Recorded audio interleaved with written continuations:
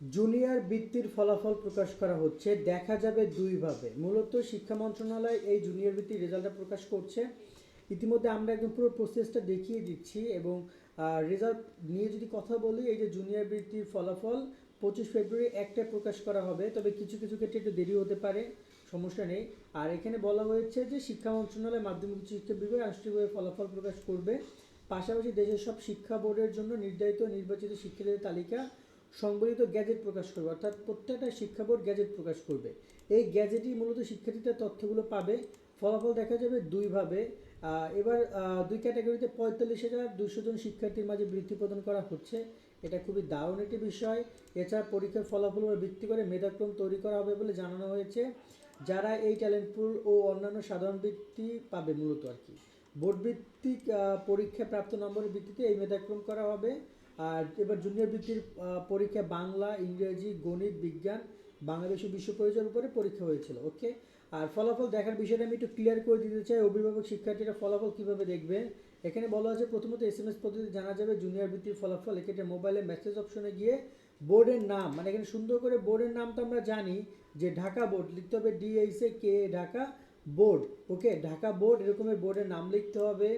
Roll number, আমরা তো একটা এডমিট কার্ড পেয়েছি আমরা জুনিয়র বৃত্তি পরীক্ষার সময়, সেই এডমিট কার্ড থেকে রোল নাম্বার লিখতে হবে। আর সাল টাইপ করতে হবে, যেহেতু আমরা সাল দিয়েছি 2026, সো আমরা এখানে 2026 ব্যবহার করব। আবারও বলছি, বোর্ডের নাম, এখানে রোল, এখানে সাল, বা এডমিট কার্ডের সাল যদি 25 থাকে তাহলে 25 দিতে হবে। নর্মালি আমি যদি জানি মানে 26 দেওয়া।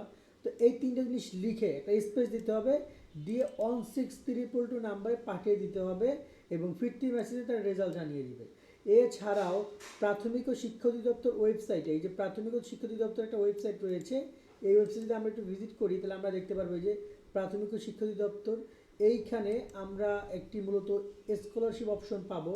এই যে বলা আছে যে স্কলারশিপ অপশনে রোল সাল দিলেই ফলাফল দেখা যাবে, ঠিক আছে। এবং এছাড়াও রেজাল্ট শিট ডাউনলোড করার জন্য তারা বেশ কিছু বিষয় বলেছে।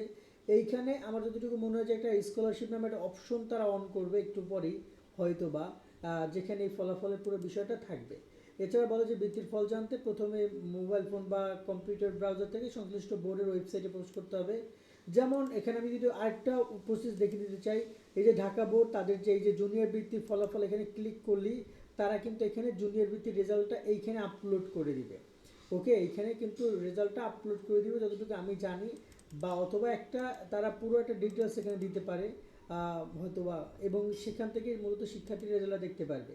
একইভাবে প্রত্যেকটা বোর্ড আছে, যেমন এখানে আমরা যদি দেখি এরকমের সবগুলো বোর্ড রয়েছে, এই বোর্ডগুলো আমরা প্রত্যেকটা বোর্ডের ওয়েবসাইট থেকে আমরা যেটা রেজাল্ট দেখতে পাচ্ছি। যেমন এটা যশোর বোর্ড, ওকে, এখানে রয়েছে বরিশাল বোর্ড, তাদের যে নোটিশ রয়েছে নোটিশেই কিন্তু এই নোটিশ প্যানেলে এই রেজাল্টগুলো থাকবে।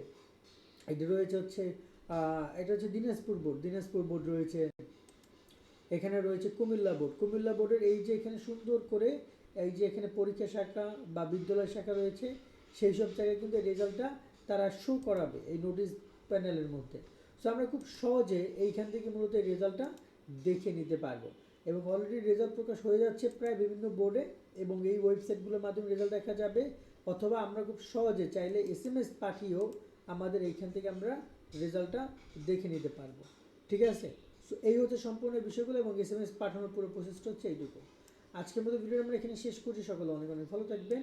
আল্লাহ হাফেজ।